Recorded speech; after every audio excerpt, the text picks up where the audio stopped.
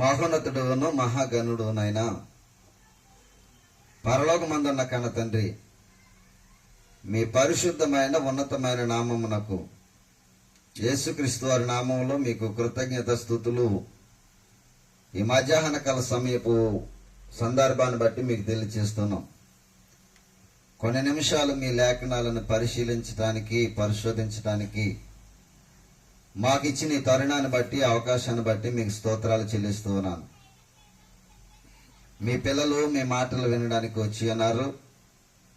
వచ్చిన ప్రతి వారిని మీ మాటలను ఆలోచించగలిగినటువంటి స్థితిని వారికి కలిగించమని ప్రార్థన చేస్తున్నాను. అలాగే నీ మాటలు వివరించడానికి నిలబడిన మీ దాసునికి సమయోచితమైనటువంటి జ్ఞానాన్ని, పరిశుద్ధాత్మ ప్రేరణను, మీ మాటలు చెప్పగలిగిన సామర్థ్యాన్ని దయచేసి మీ పిల్లలకు మీ మాటలు ఎలా చెబితే అర్థమవుతావో ఆ విధానంలో చెప్పడానికి తగిన జ్ఞానమును మీరు మీ దాసునికి ప్రసాదించమని ప్రార్థిస్తూ, ఈ దిన కార్యక్రమంలో మీ సహాయ సహకారాలు పరిశుద్ధాత్మ ద్వారా మాకు అందించి మీ లేఖనాల సారాంశాన్ని మేము గ్రహించగలిగినట్లు మీ కృపను అనుగ్రహించమని యేసుక్రీస్తు వారి నామంలో ప్రార్థించి వేడుకొనుచున్నాం తండ్రి, ఆమేన్. మంచిదండి. కొన్ని నిమిషాలు దేవుని యొక్క లేఖనాలను మనము పరిశీలన చేద్దాం. ఈరోజు మనం నేర్చుకునే పాఠాంశం ఏంటంటే, నేడు తెలియని నీకు రేపేమి జరుగునో తెలియనా అనేటువంటి పాఠాన్ని మనం నేర్చుకోబోతున్నాం. దయచేసి అందరూ కూడా జాగ్రత్తగా వినాలని ప్రభు పేరట మీకు మనవి చేస్తున్నాను. నేడు తెలియని నీకు రేపేమి జరుగునో తెలుసా అనేటువంటిది మనం ఈ రాత్రి ఈ యొక్క మధ్యాహ్న కాల సమయంలో కొన్ని నిమిషాలు జ్ఞాపకం చేసుకుందాం. ప్రభునందు ప్రియమైన దేవుని వల్లరా, మనిషికి ఎంతసేపు ఆలోచన ఎలా ఉంటుందో దేవుడు మనకి తెలియజేశాడు. మనిషి యొక్క ఆలోచనలు, మనిషి యొక్క ఉద్దేశాలు, మానవ జీవితంలో మనిషి ఎలాంటి ఆలోచనలు కలిగి ఉంటాడో, ఎలాంటి ఆలోచన కలిగి జీవిస్తాడో దేవుడు మనకి ముందే రాశాడు. ఆ మానవుని గురించి చెప్పడానికి దేవుడు మనిషి ఎలా ఉండాలో అన్న దాని గురించి కూడా దేవుడు మనకు రాశాడు. బాగా అర్థం చేసుకోవాలి. మనిషి ఎలా ఉండాలనుకుంటాడో అది రాశాడు. మనిషి ఎలా ఉండాలో కూడా దేవుడు మనకే తన లేఖనాల్లో రాయించాడు. మనిషి గురించి దేవుడు ఒక మాటను చెప్తున్నాడు. మనిషికి ఆలోచనాత్మకమైనటువంటి సంగతిని ఒక మాటను చెప్తున్నాడు. మనం దాన్ని ఆలోచన చేద్దాం. యోబు గారి గ్రంథము, దయచేసి మనం ఒకసారి లేఖనాలను పరిశీలన చేద్దాం. యోబు గ్రంథము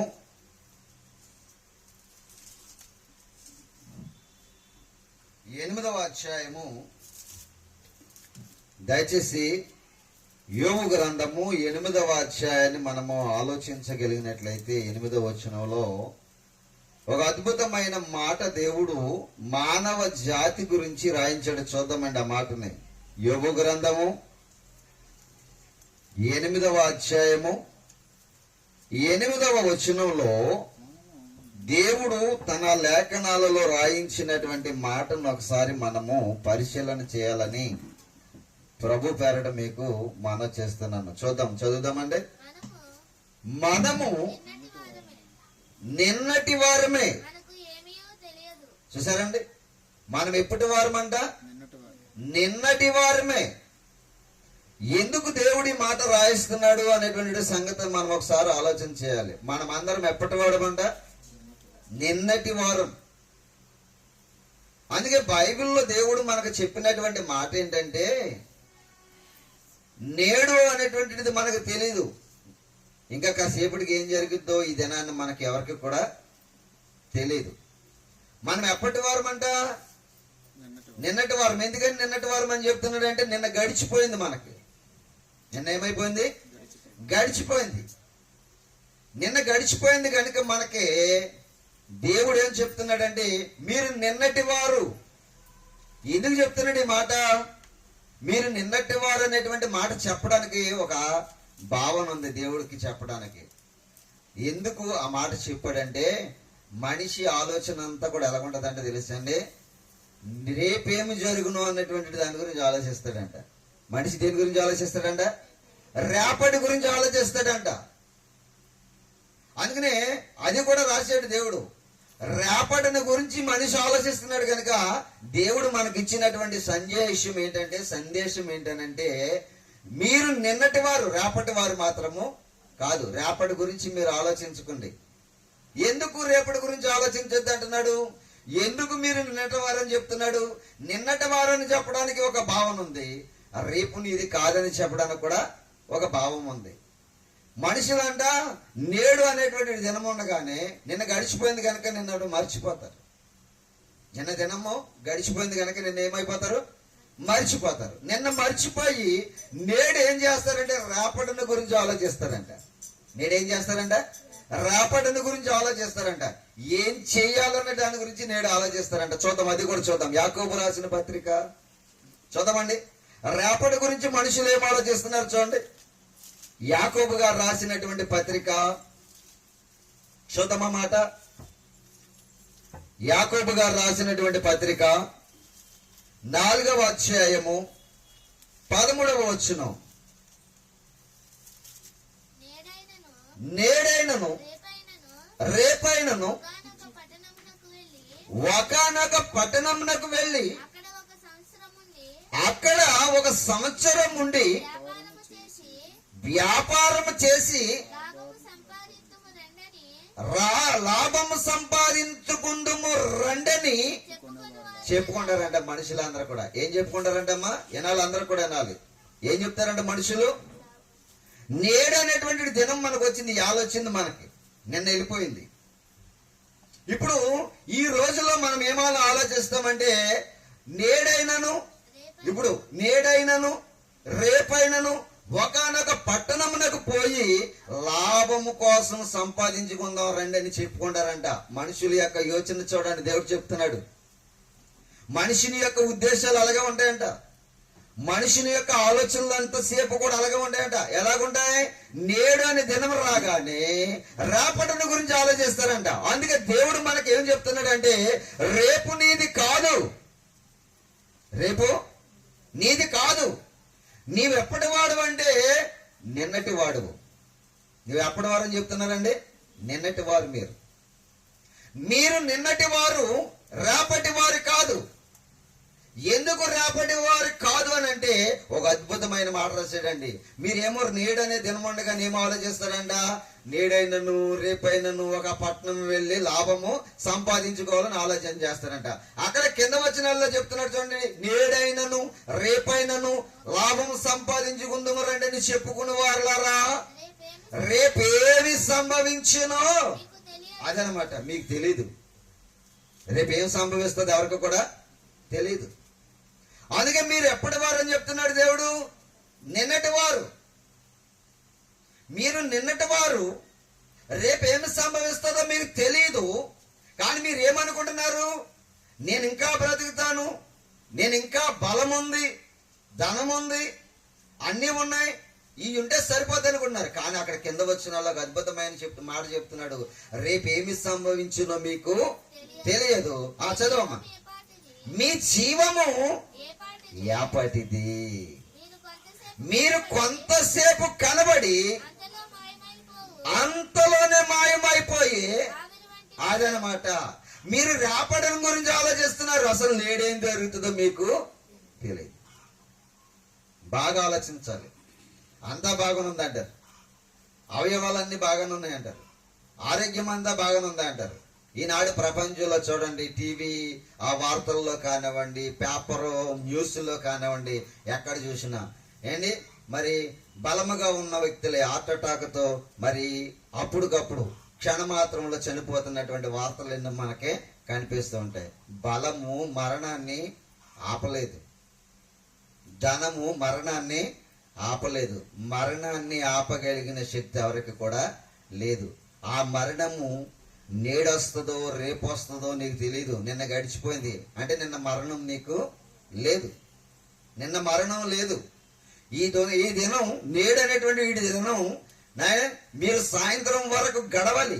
గడిచేది ఎలా ఉంటుందో నీకు తెలియదు. అదే చెప్తున్నాడు, మీరు నిన్నటి వారే గాని రేపటి వారు మాత్రము కాదని చెప్తున్నాడు దేవుడు. మనకి జ్ఞానోదయం కలిగించటం కోసం, మనము ఈ లోకం మీద ఉన్న ఆశలు విడిచిపెట్టడం కోసం దేవుడు మనకు చెప్తున్న మాట ఏంటంటే, మీరు నిన్నటి వారు గాని రేపటి వారు కాదు. ఎంతసేపు కూడా మనం ఎంతసేపు దేని గురించి ఆలోచిస్తామంటే రేపటి దినం గురించే ఆలోచిస్తామంట.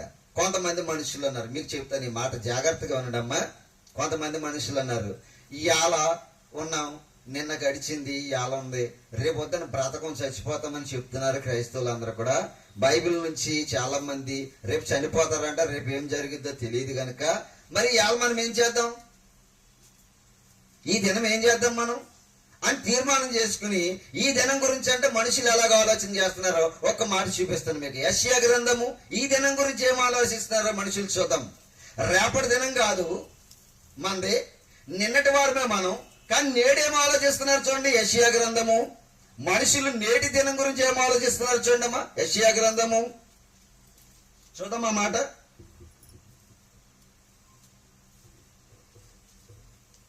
22వ అధ్యాయం 13వ వచనం. యెషయా గ్రంథము 22వ అధ్యాయము 13వ వచనంలో ఏం చెప్తున్నాడు చూడండి. రేపు చనిపోదుము గనుక, అది రేపు చనిపోతాం, రేపు మంది కాదు, నిన్న గడిచిపోయింది. నేడనే దినం ఉంది కదా, నేడేం చేద్దామో తెలుసా, తిందాము త్రాగుదాము, ఇదే పని అంట. ఎలా చెప్తున్నాడు చూడండి దేవుడు. మనిషి యొక్క నైజాన్ని, మనిషి యొక్క మనస్సును దేవుడు స్కాన్ చేసి మానవ జీవితంలో ఉన్నటువంటి ఆ మనస్తత్వాన్ని మనకు తెలియపరుస్తున్నాడు చూడండి. బాగా అర్థం చేసుకోవాలి, బాగా అర్థం చేసుకోవాలి వాక్యాన్ని. ఏండి, నిన్నటి వారమైన మనము నిన్న గడిచింది ప్రభువా, నేడని దినం ఉండగా నేను ఏం చేయాలన్నటువంటిది దేవుణ్ణి అడగడం మానేసి, నేడు అనేటువంటి దినం ఉండగానే మనుషులు ఏమనుకుంటున్నారంట, రేపు చచ్చిపోతాం కనుక ఇవాళ ఏం చేద్దాం, తిందాము తాగుదాము, ఇంకేం చేస్తున్నారని చూడండి. కింద వచ్చిన వాళ్ళు ఎంత బాగా చెప్తున్నాడు చూడండి దేవుడు మనిషి గురించి. రేపు చనిపోదము గనుక తిందుము త్రాగుదము అని చెప్పి ఎడ్లను కోసుకుంటూ, గొర్రెలను కోస్తూ, మాంసం తినుచు, మద్యము తాగుచు మీరు సంతోషించడమే నేర్చుకుంటున్నారంట. అబ్బా, మనుషులకి ఎంతసేపు కూడా ఏం కావాలండి, ఎంజాయ్మెంట్ కావాలి మనిషికి. ఎంతసేపు బాగా ఆలోచించాలి. మీ ఆనందము, మీ సంతోషము ఇక్కడ భూమి మీద సంతోషంగా బ్రతికితే మనకి మరొక లోకంలో సంతోషం ఉండదు. బాగా ఆలోచించాలి. దేవుడు ఇక్కడ ఏమంటున్నాడంటే, మీరు ఎంతసేపు ఈ జీవితం క్షణిక మాత్రమైన ఈ జీవితం, మీరు ఇందాక చదువుకున్నారు, అల్పమైనది, ఇంతలో కనబడి అంతలో మాయమైపోయే ఆవిరి వెంటడిది అన్నాడు. మీ జీవము యాపాటిది అన్నాడు. మీ జీవము యాపాటిది, ఇంతలో కనిపించి అంతలో మాయమైపోయే ఆవిరి వంటిది అన్నాడు. ఆవిరి వంటి జీవితానికి మనుషుల ఆలోచనలు ఎలాగున్నాయంటే, నేడు దినం ఉంది, నేడు అనేటువంటి దినంలో మనం ఏం చేద్దామంటే, రేపు ఉంటామో పోతామో మనకు తెలియదు కనుక మనం ఈ రోజు ఏం చేద్దాం, తిందాము తాగుదాము, మన యొక్క సంతోషాన్ని వెల్లడి చేద్దాం. ఈ మనస్తత్వంతో ఎంతసేపు మనం ఆలోచించవలసింది. ఈ మనసేనా మనకు ఉండవలసినటువంటిది. దేవుడు కోరుకున్నటువంటి మనసు మనలోనికి రావాలి. దేవుడు ఏం కోరుకుంటున్నాడో అది అర్థం చేసుకోవాలి. దేవుని మనసు కలిగినటువంటి వారంగా మనం జీవించాలి. ప్రియమైన దేవుని వారలారా, ఇక్కడ బాగా ఆలోచించగలిగినట్లయితే యోబు గారి కాలంలో దేవుడు చెప్పినటువంటి సంగతి ఏంటంటే, మీరు నిన్నటి వారు అంటున్నాడు. ఎందుకు అంత ఖచ్చితంగా నిన్నటి వారు అని చెప్పాడంటే, నేడేం సంభవిస్తుందో మనకే తెలియదు, రేపేం సంభవిస్తుందో కూడా మనకే తెలియదు. గనుక నిన్న గడిచిపోయి ఈ వేళ వచ్చింది గనుక ఈ వేళ దినంలో మనం ఏం చేస్తున్నామంటే, తిందుము త్రాగుదుము ధరించుకుందుము. మనుషుల మనసు ఎంతసేపు ఇలాగా ఉంటదంట. ఒకడు అనుకున్నాడంట, అమేనాలి అమేనండి. కొన్ని నిమిషాలు చెప్పి నేను ముగించేస్తాను, డిస్టర్బ్ చేయకండి. వాక్యాన్ని వినండి జాగ్రత్తగా. ఏమండి, ఒక మనిషి ఏమనుకుంటున్నాడో చూద్దాం. బైబిల్లోనే రాశాడు ఒక మనిషి మనసు ఎలా ఉంటుందో, మనిషి యొక్క మానవ తత్వం, ఆ థియరీ ఎలా ఉంటుందో దేవుడు రాశాడు. ఆ మాటను చూద్దాం మనము. ఒకసారి లూకాసు వార్త 12వ అధ్యాయము 16వ వచనం కానించి చదువుకుందాం. లూకా గారు రాసినటువంటి సువార్త 12వ అధ్యాయము 16వ వచనం కానించి మనం చదువుకుందాం. ఏమని రాయబడి ఉందో చూడండి అక్కడ మాట. మరియు ఆయన వారితో ఈ ఉపమానము చెప్పెను. మరియు ఆయన వారితో ఈ ఉపమానము చెప్పెను. ఒక ధనవంతుని భూమి సమృద్ధిగా పండెను. ఒక ధనవంతునికి భూమి సమృద్ధిగా పండెను. అప్పుడు అతడు నా పంట సమకూర్చుకొనుటకు నాకు స్థలము చాలదు గనుక నా పంటను సమకూర్చుకున్నటకు నాకు స్థలము చాలదు కనుక నేనేమి చేతునని తనలో తాను ఆలోచించుకుంటున్నాడంట. మనిషి కూడా ఏం చేస్తాడమ్మా, ఈ డబ్బులు ఉన్నాయి ఏం చేసేయాలి, ఈ డబ్బు అంతా ఏం చేయాలి, లేకపోతే ఈ ఆస్తి అంతా ఏం చేయాలి. మనిషి ఆలోచన అంతసేపు ఇలాగ ఉంటదంట. దేవుడు చెప్తున్నాడు, నేనుగా చెప్పేది. ఎక్కడ రాబడి ఉందమ్మా మాట.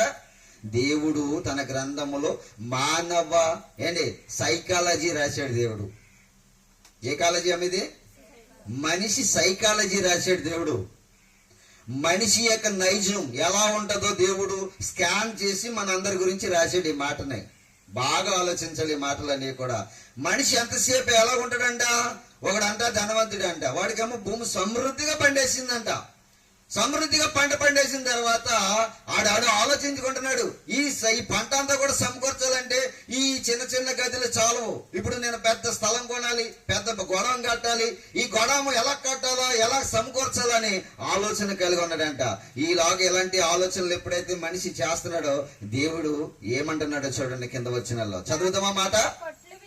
నేను కొట్లు విప్పి వాటికంటే గొప్ప వాటిని కట్టించి అందులో నా ధాన్యం అంతటిని నా ఆస్తిని సమకూర్చుకుని నా ప్రాణముతో ప్రాణమా ఎన్ని సంవత్సరాల కంటే అమ్మా మనకు దేవుడు ఏమని చెప్పాడు? అనేక సంవత్సరాల్లో ఉంటావని చెప్పాడా? ఏమన్నాడు దేవుడు? నీవు నిన్నటి వాడివే గాని రేపటి వాడవు కాదన్నాడు. రేపటి వాడువు నీవు కాదని చెబుతుంటే ఈడేమనుకున్నాడు? అనేక సంవత్సరాలకు ఏం సమకూరుస్తున్నాడంట? ప్రాణానికి, తినడానికి, త్రాగడానికి సమకూరుస్తున్నాడంట. దేవుడేమన్నాడు? ఓరి పిచ్చోడా, రేపే నీది కాదు, ఇంకా అనేక సంవత్సరాలు నువ్వు ఎక్కడ ఉంటావని ఇక్కడ సమాధానం చెప్తున్నాడు. బాగా ఎనిమిది మాటలన్నీ కూడా ఎవ్వరు చెప్పరు. ఇలాంటి మాటలు ఎవరికి చెప్పడం రాదు, తెలుసా మీకు? ఇలాంటి మాటలు ఎవరికి చెప్పడం రాదు. బైబిల్ని బాగా ట్రైనింగ్ అయ్యి బాగా నేర్చుకుని మీలాంటి వారికి చెప్పడం కోసమే దేవుడిచ్చిన ఆధిక్యతను చెబుతున్నాం. ప్రియమైన దేవుని వాళ్ళరా, బాగా ఆలోచించండి అన్నాను. అందుకే బాగా ఆలోచించాలి దేవుని మాటలు. ఎంత మంచి మాటలో తెలుసా? మనిషి సైకాలజీని స్కాన్ చేసాడు దేవుడు. మనకి ఏదైనా రోగం ఉందనుకో స్కాన్ చేస్తారు. హాస్పిటల్కి వెళ్తే డాక్టర్ గారు ఏం చేస్తారమ్మా? స్కాన్ చేస్తారు. మన జీవితాన్ని స్కాన్ చేసిన వాడు దేవుడు. ఏ మనిషి చేయలేడు స్కాన్. నీ మనసులో ఏముందో నాకు తెలీదు, నా మనసులో ఏముందో నీకు తెలీదు, ఎవరి మనసులో ఏమున్నదో తెలీదు. కానీ అందరి మనసుల్లో ఏముందో ఎవరికి తెలుసు? దేవునికి తెలుసు. అందుకే దేవుడు ప్రతి మనిషిలో ఉన్నటువంటి మనస్తత్వాన్ని రాస్తున్నాడు. మనిషి నైజం ఎలాగుంటదంట? ఈవేళ ఆలోచించే విధానం ఎలాగుంటదంటే, ఈ రేపు చచ్చిపోతాం అనుకున్నవాడేమో ఏమంటాడంట? తిందాము, తాగుదాము, ఎట్లను వధించుకుందాం రండి అంటాడంట. రేపటి గురించి ఆలోచన లేని వాడు ఈడేం చేస్తున్నాడు చూడండి. ఇప్పుడు మీరు బాగా చదవండి మాటను. అందుకే లూకాసు వార్త 12వ అధ్యాయము 16 నుంచి కంటిన్యూ చేస్తున్నాం చూడండి మనం ఆ మాట. చదవండి అమ్మా. మరియు ఆయన వారితో ఈ ఉపమానము చెప్పెను. ఒక ధనవంతుని భూమి సమృద్ధిగా పండెను. అప్పుడు అతడు నా పంట సమకూర్చుకున్నటకు నాకు స్థలము చాలదు గనుక నేనేమి చేతునని తనలో తాను ఆలోచించుకుంటున్నాడంట. నా కొట్లు విప్పి వాటికంటే గొప్ప వాటిని కట్టించి అందులో నా ధాన్యం అంతటిని, నా ఆస్తిని సమకూర్చుకుని నా ప్రాణంతో ఇలా చెబుదాం అనుకున్నాడంట. నా ప్రాణముతో ప్రాణమా, అనేక సంవత్సరములకు విస్తారమైన ఆస్తి నీకు సమకూర్చబడి ఉన్నది. సుఖించుము, తినుము, త్రాగుము, సంతోషించమని చెప్పుకుందని అనుకున్నాను. అయితే దేవుడు వెర్రివాడా అంటున్నాడు. చూడండి, దేవుడు ఏమన్నాడమ్మా అండి? వెర్రివాడా అన్నాడు. ఎందుకన్నాడు? ఈ రాత్రి నీ ప్రాణమును వారు అడుగుచున్నారు అంటాడు. అది చదవండి, మా మాట చదవండి. 20 వచనం. వెర్రివాడు. అయితే దేవుడు వెర్రివాడా, ఈ రాత్రి నీ ప్రాణమును అడుగుచున్నారు, నీవు సిద్ధపరిచినవి ఎవని వగునగని అతనితో చెప్పాడంటండి. చూసారా మనిషి యొక్క ఆలోచన ఎలాగుందో, మనిషి నైజం ఎలాగుందో చూసారా, మనిషి ఉద్దేశాలు ఎలాగుంటున్నాయో చూసారా. ఎంతసేపు కూడా ఏంటి, ఏం చేయాలా, ఏం తినాలా, ఏం తాగాలా, ఏం కట్టాలా అనేటువంటి దాని గురించి మనం ఆలోచిస్తున్నాం. ఇలాంటి వారి కొరకు దేవుడేం ఏర్పాటు చేశాడంటే, రేపు నీవు ఆలోచించుకో, రేపటి గురించి నువ్వు ఆలోచన కలిగి ఉండకో. ఎందుకంటే రేపు నీకు తెలియదు, రేపు ఏం జరుగుద్దో నీకు తెలియదు అన్నాడు. చూడండి, ఇంకో మార్చండి. సామెతల గ్రంథము 27వ అధ్యాయము 1వ వచనంలో ఏమని రాయబడిందో చూడండి ప్రియులారా. సామెతల గ్రంథము 27వ అధ్యాయము 1వ వచనంలో చక్కగా ఎంత అద్భుతంగా మాట రాయించాడో చూడండి. జ్ఞాని అయినటువంటి సొలొమోను చేత దేవుడు రాయించినటువంటి ఆ మాటను చూడండి. సామెతల గ్రంథము 27వ అధ్యాయము 1వ వచనంలో మనుషుని యొక్క ఆలోచన గురించి దేవుడు చెబుతున్నటువంటి సందర్భాన్ని మనము గమనించాలని ప్రభు పేరట మీకు తెలియజేస్తున్నాను. సామెతల గ్రంథము 27వ అధ్యాయము 1వ వచనంలో చెప్తున్న మాట చూడండి ప్రియులారా. రేపటి దినమును గూర్చి రేపటి దినమును గూర్చి అతిశయపడకము. ఏ దినమున ఏది సంభవించునో అది నీకు తెలియదు అంటున్నాడు. చూడండి, రేపు ఏం జరుగుద్దో మీకు ఏం తెలుసా ఏండి? ఒక గంట తర్వాత ఏం జరుగుద్దో మనకేం తెలుసా? ఒక సెకండ్ తర్వాత ఏం జరుగుద్దో మనకు తెలుసా? తెలీదు, ఏమీ తెలీదు మనిషికి. కానీ వెర్రవీగుతాడు మనిషి. నేను అది చేస్తాను, నేను ఇది చేస్తాను, నేను ఇది సాధిస్తాను, నేను అది సాధిస్తానని అనుకుంటాడు మనిషి. కానీ దేవుడు చెప్పాడు, రేపు నీది కాదు, మరి క్షణమే నీది కాదని చెప్తున్నాడు దేవుడు. చూడండి, రేపటిని గురించి ఆలోచించే వారికి చెప్తున్న మాటలు చూడండి. మరలా చదవమ్మా మాటని మొదటి నుంచి. రేపటి దినమును గూర్చి అతిశయపడకము. చూసారండి, ఏ దినమున ఏది సంభవించునో అది నీకు తెలియదు అంటున్నాడు. చూడండి, నాకు తెలిసి అన్న వాళ్ళు ఎవరైనా ఉన్నారు రేపటి గురించి? ఏండి, ఎవరైనా ఉన్నారా? మరి దేవుడు ఇంత చక్కగా రాయిస్తే ఎందుకంటే మనకి ఇన్ని ఆలోచనలు, ఇన్ని తలంపులు, ఇన్ని ఉద్దేశాలు? బాగా ఆలోచించండి. ఏండి, దేవుడు ఎంత చక్కగా చెప్తున్నాడు చూడండి. మనమందరం కూడా ఎప్పటి వారం ఏం చెప్పాడు ఆయన? ఎప్పటి వారం అని చెప్పాడు? నిన్నటి వారమే. నిన్న గడిచిపోయింది కనుక నిన్నే మంది. నేడు ఇంకా గడవలేదు. నేడు గడవాలంటే ఆయన దయా సంకల్పం మన పైన పూర్తిగా ఉంటేనే నేడు గడిస్తుంది. నేడు గడవకుండా మనం దేని గురించి ఆలోచిస్తాం? రేపటిని గురించి ఆలోచిస్తామంట. రేపటిని గురించి మీరు అతిశయపడద్దు. ఏ దినమున ఏది సంభవించినో మీకు తెలియదు, ఎరగరు, మీరు ఎరుగరు అన్నాడు. యేసు ప్రభు వారు కూడా మొదటి శతాబ్దంలో ఒక అద్భుతమైన మాట రాశాడండి. అది కూడా చూద్దాం. మత్తయి సువార్త చూడండి, ఆయన కూడా రేపటిని గురించి ఏం చెప్తున్నాడు చూద్దాం. మత్తయి సువార్త 6వ అధ్యాయము 34వ వచనం కూడా చూడండి. మత్తయి గారు రాసినటువంటి సువార్త 6వ అధ్యాయము 34వ వచనం. రేపటిని గూర్చి చింతింపకుడి, రేపటి దినము దాని సంగతులను గూర్చి. ఎవరు చింతిస్తున్నారంట? ఎవరు చింతిస్తున్నారంట? దినం అంటండి. మనకిచ్చిన ఈ రోజు ఉందే, ఈ రోజంట రేపటిని గూర్చి అది చింతిస్తుందంట. ఏమని? ఈ ఆళ్ళ అంతమంది చచ్చిపోతారు అని చింతిస్తుందంట. ఎవరు?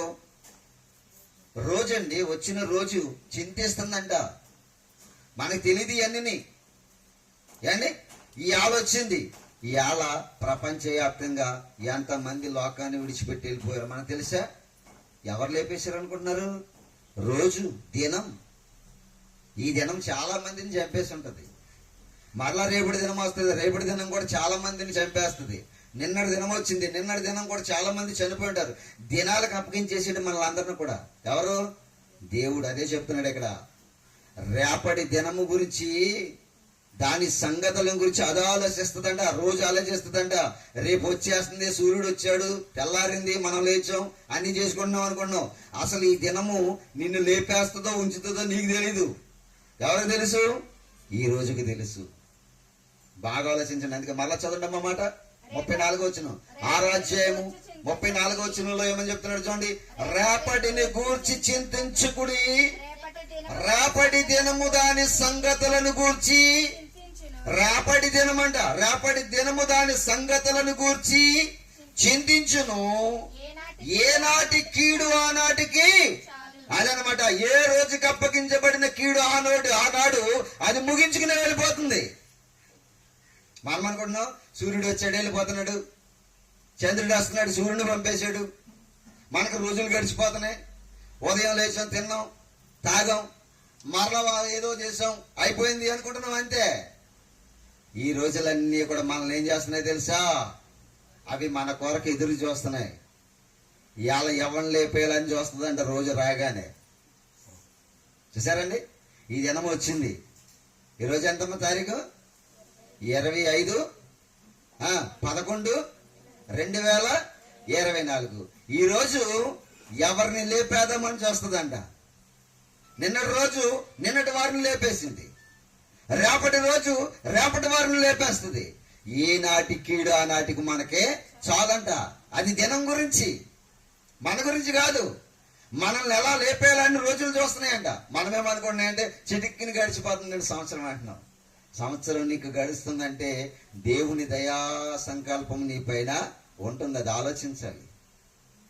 బాగా ఆలోచించండి. ఎందరో కాలం చేశారు. మన వాళ్ళందరూ చాలా మంది వెళ్ళిపోయారు. మన పూర్వీకులందరూ కూడా వెళ్ళిపోయారు. వీళ్ళు ఏం చేస్తున్నారమ్మా తెలుసా మీకు? అండి, మన వాళ్ళు ఏం చేస్తున్నారో తెలుసా? బైబిల్లో చెప్పాడు ఏం చేస్తున్నారు మన వాళ్ళందరూ. చూస్తారా ఎంత బాగుంటే తెలిసే దేవుని మాటలు. దేవుని మనసు అర్థం అవ్వాలంటే ఇలాంటి మాటలు వినాలి మనం అందరం కూడా. తెలుసండి, మన వాళ్ళందరూ కూడా చనిపోయి ఏం చేస్తున్నారమ్మా? ఇక్కడ భూమి మీద ఉండేమో మనమేమో తిందామా, తాగుదామా, ధరిందామా, ఏం చేద్దామా, అది చేద్దామా, ఏం సంపాదిద్దాం, ఇది ఆలోచన. కానీ మన వాళ్ళు పూర్వీకులందరూ కూడా, చనిపోయిన వాళ్ళందరూ కూడా దేవుని కొరకు బ్రతకక, దేవుణ్ణి స్వీకరించక, దేవుణ్ణి అంగీకరించకుండా, రక్షణ పొందకుండా చనిపోయిన వాళ్ళందరూ కూడా ప్రాణమా తినుము, తాగుము, సుఖించుము అని చెప్పుకున్న వాళ్ళందరూ కూడా ఎక్కడున్నారు తెలుసా? వాళ్ళు ఏమని ఆలోచిస్తున్నారు తెలుసా? ఒక్కసారి చూడండి లోకా సువార్త. వాళ్ళు కూడా ఏం చేస్తున్నారు తెలుస్తుంది. చనిపోయిన వాళ్ళందరూ ఎక్కడున్నారు చెప్తాను మీకు. చూద్దామా? లోకా సువార్త 16వ అధ్యాయము. వాళ్ళ ఆలోచనలు కూడా చూడండి ఎలాగున్నాయో. లూకా గారు రాసినటువంటి సువార్త చదువుదామా? 16వ అధ్యాయము 23 నుంచి మనం చదువుకుందాం. అప్పుడు అతడు పాతాళములో బాధపడుచు కనులెత్తి 19వ వచనం చదవమ్మా. 19వ వచనం. ధనవంతుడు అక్కడుండెను. అతడు ఊదా రంగు బట్టలను, సన్నపు నార వస్త్రములను ధరించుకుని ప్రతిదినం ఎలాగుండేవాడు అంటమ్మా? బహుగా. ఆడి పని ఏంటనుకుంటున్నాడు? ప్రాణమా తినుము, తాగుము, సుఖించుము, మంచి బట్టలు కట్టుకో, సెంటు బాగా కొట్టుకో అని చెప్పాడంట. అంతసేపు సుఖమే పడ్డాడంట. ఒక్క దినం కూడా కష్టం అంటే ఏంటో తెలియదంట ఆయనకి. సుఖపడ్డాడు. మరణ దినం సంభవించింది. దినానికి అప్పగించేశాడు. చెప్పాను కదా ఇందాక మీకు. మత్తయి సువార్తలో ఏమని రాశాడు? ఏ దినము గురించి ఆ దినము ఆలోచిస్తుందంట, చింతిస్తుందంట. ఈయనవాడు నేను ఎవరిని లేపేయాలని ఎదురు చేస్తుందంట రోజు. అందుకే ఆ దినము ఎవరి గురించి ఆలోచించాలో ఆ దినంగా అప్పచెప్పేశాడు దేవుడు. ఏ నాటి కీడు ఆనాటికి చాలు అన్నాడు. ఇప్పుడు ఇలాగ సుఖపడుతూ చనిపోయిన వారందరూ కూడా ఎలాంటి పరిస్థితులకు వెళ్ళిపోయారో బైబిల్ చెప్తుంది. ఒక్కసారి మీరు ఆలోచన చేయండి. చదవడమా వచనాన్ని? లూకా సువార్త 16వ అధ్యాయము 19వ వచనం. ధనవంతుడు ఒకడు ఉండెను. అతడు ఊదా రంగు బట్టలను, సన్నపు నార వస్త్రములను ధరించుకుని ప్రతిదినము బహుగా సుఖపడుచు ఆ లాజరును లాజరును ఒక దరిద్రుడుండెను. ఒక దరిద్రుడుండెను. వాడు కురుపులతో నిండిన వాడు కురుపులతో నిండిన వాడై ధనవంతుని ఇంటి ధనవంతుని ఇంటి వాకిట పడి ఉండి పడి ఉండి అతని బల్ల మీద నుండి అతని బల్ల మీద నుండి పడు రొట్టె పడు రొట్టె ముక్కలతో ముక్కలతో ఆకలి తీర్చుకున్న గోరెను. అంతేకాక అంతేకాక కుక్కలు వచ్చి వాని కురుపులు నాకెను. ఆ దరిద్రుడు చనిపోయి దేవదూతల చేత అబ్రాహాము రొమ్మును ఆనుకునుటకు కొనుపబడెను. ధనవంతుడు కూడా చనిపోయి పాతి పెట్టబడెను. అప్పుడు అతడు పాతాళములో బాధపడుతున్నాడంట. ఎవరు? భూమి మీద తినుతూ తాగుతూ సుఖించినటువంటి వ్యక్తి ఏమైపోయాడంట? బాధలోనికి వెళ్ళిపోయాడంట. ఎందుకు? అతనికి ఏమి లేదు, దేవుని గురించి తెలుసుకోలేదు. ఏమండి? కష్టం అంటే ఏంటో తెలియలేదు. శరీరాన్ని ఎవరిచ్చారో తెలియలేదు. జీవితాన్ని ఎవరిచ్చారో తెలుసుకోలేదు. ఇవన్నీ తెలుసుకోకుండా పుట్టాం గనుక తినడానికి తాగడానికి సుఖించడానికి అనుకుని ఆలోచించుకుని కడకు చనిపోయాడు. చనిపోయిన తర్వాత ఎక్కడికి వెళ్ళిపోయాడు అంటే బాధపడే స్థలానికి వెళ్ళిపోయాడు. వెళ్ళిపోయి ఏం చేస్తున్నాడో కొన్ని మాటలు మీకు చూపిస్తాను, చదువుదాం. 25వ వచనం గడిచి చదవండి అమ్మా. అందుకు అబ్రహాము కుమారుడా నీవు నీ జీవిత కాలమందు నీకిష్టమైనట్టు సుఖమును అనుభవించితివి, అలాగుననే లాజరు కష్టమును అనుభవించినని జ్ఞాపకం చేసుకునుము. ఇప్పుడైతే వాడు ఇక్కడ నెమ్మది పొందుచున్నాడు, నీవు యాతన పడుచున్నావు.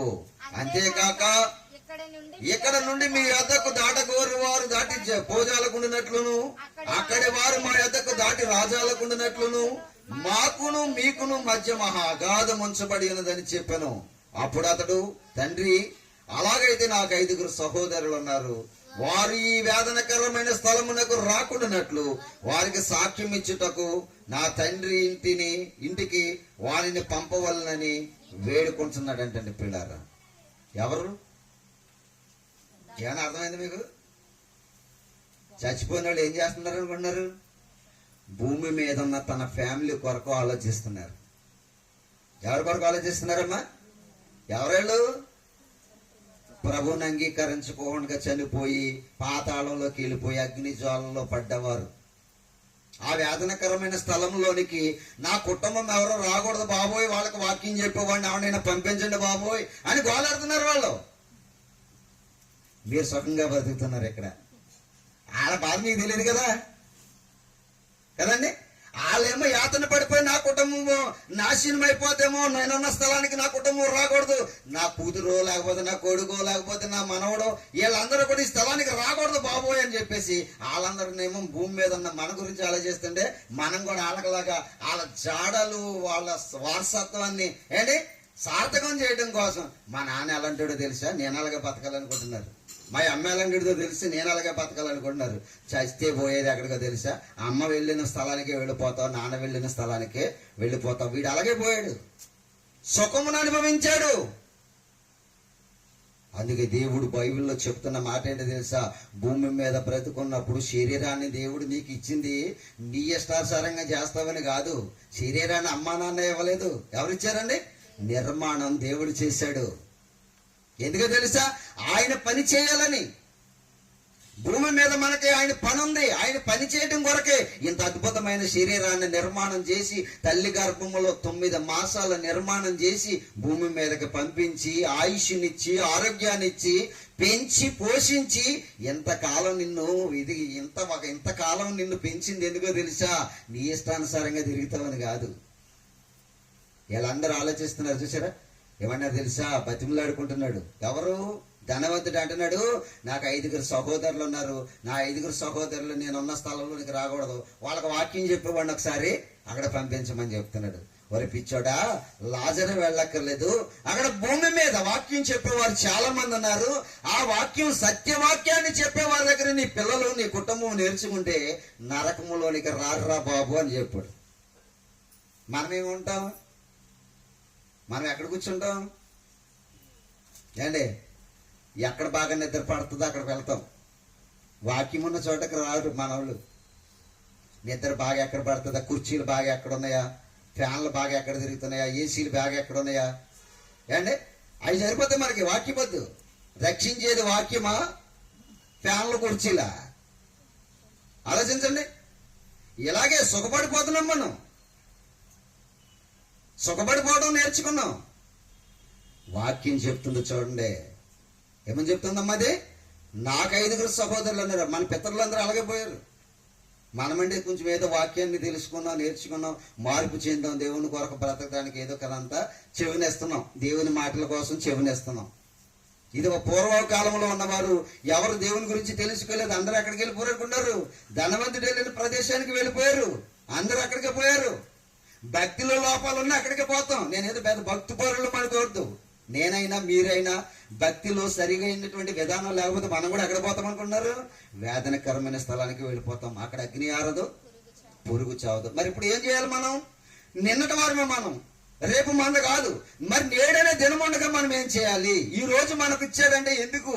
ఈ రోజు మనకి ఇచ్చింది ఎందుకు ఇచ్చాడు? ఈ రోజున మనం ఏం చేయాలి అన్నది కూడా మనం చూసుకుని ముగించేసుకుంటాం. అంటే ఏప్రిల్కి రాసిన పత్రిక ఆ 2 మాటలు చెప్పి నేను ముగించేస్తాను. ఇంకా 2 రెఫరెన్స్లు చెప్తాను, ముగించేస్తాను. ఏప్రిల్కి రాసిన పత్రిక చూద్దామండి. 3వ అధ్యాయం 14వ వచనం. ఏప్రిల్కి రాసినటువంటి పత్రిక 3వ అధ్యాయం 14వ వచనం. ఏమని రాయబడి ఉందో చూడండి అక్కడ. నేడు మీరు ఆయన శబ్దమును వినిన ఎడల, నేడు మీరు ఆయన శబ్దమును వినిన ఎడల, అంటే ఆయన వాక్యమును వినిన ఎడల, కోపము పుట్టించినప్పటి వలె, కోపము పుట్టించినప్పటి వలె, హృదయములను కఠినపరచుకొన కూడదు. అది మీ హృదయములను కఠినపరచ కొనకుండవలెనని ఆయన చెప్పెను గనుక పాపము వలన కలుగు శ్రమ చేత, పాపము వలన కలుగు భ్రమ చేత మీలో ఎవడును కఠినపరచకుండునట్లు చదవమ్మా. నేడు అనబడు సమయం ఉండగానే ప్రతి దినమును ఒకరినొకడు ఏం చెప్పుకోవాలంటమ్మా?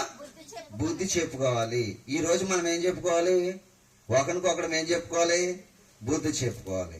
అది తప్పు, మనం చేయకూడదు. దేవుని రాజ్యంలో మనకు ప్రవేశం ఉన్నదని బుద్ధి చెప్పుకోవాలి. కానీ నేడన్న దినం ఉంటే మనం ఏం చేస్తున్నాం? ఇందాక చదివాం కదా, రండి ఎద్దులు కోసుకుందాం, తిందాం, తాగుదాం, ఇదే కదా.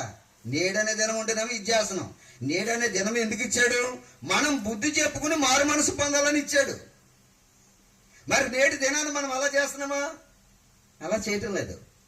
నేడనే దినం మనకి ఇచ్చింది ఎందుకంటే మనం ఒకరు బుద్ధి చెప్పుకుని రక్షణ పొందాలని దేవుడు మనకి ఇచ్చాడు. మనం ఏం చేస్తున్నాం? నేడేదైనా దినం మనకి ఇచ్చాడు, రేపు మంద కాదు, చచ్చిపోదాం కనుక తిందాం రండి, తాగుదాం రండి, సంబరాలు చేసుకుందాం రండి అంటున్నాం. మనం దేవుని ఆలోచనకి మన ఆలోచనకి ఎంత వ్యత్యాసం ఉందో చూసారా?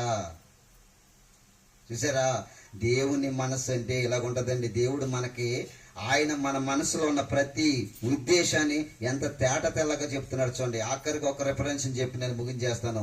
జాగ్రత్తగా ఆలోచించండి ప్రియమైన దేవుని వర్లరా. చూద్దామండి.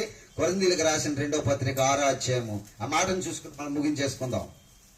కొరింథీయులకు రాసిన 2వ పత్రిక 6వ అధ్యాయం 2వ వచనం.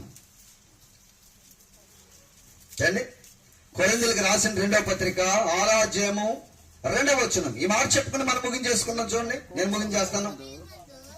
అమ్మా, అనుకూల సమయం అందు నీ మరణాలకించి తిని రక్షణ దినం మందు నిన్ను ఆదుకుంటుంది అని ఆయన చెప్పుచున్నాడు కదా. ఇదిగో ఇప్పుడంటే నేడే. ఇప్పుడంటే ఏంటమ్మా? నేడే. ఇదిగో ఇప్పుడే మిక్కిలి అనుకూలమైన సమయము.